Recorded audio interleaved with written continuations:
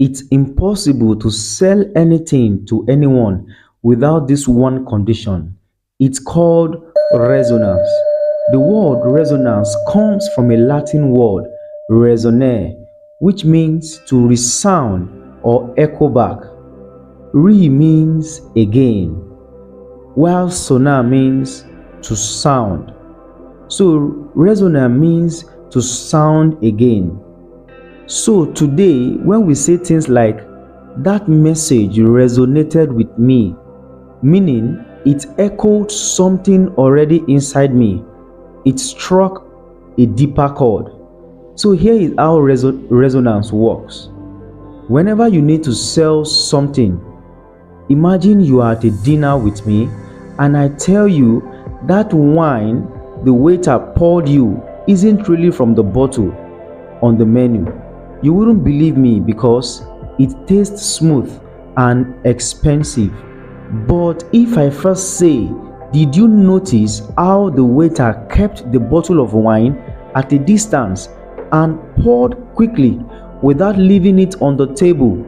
And you nod, and then I heard it wasn't the real bottle. They swapped it with a cheaper one. Now my claims feels believable because it connects to something you witnessed yourself.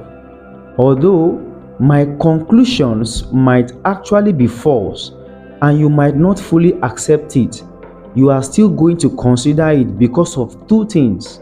Number one, you witnessed and agreed to the initial observation.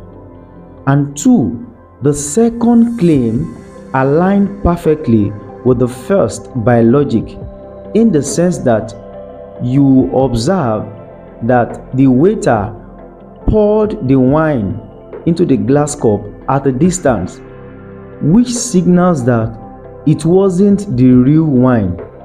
It was swapped with a cheaper one, which makes my claim believable.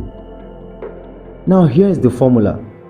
First, focus on getting the person to accept and agree to something observable, something that fuels their belief, desire, or passion.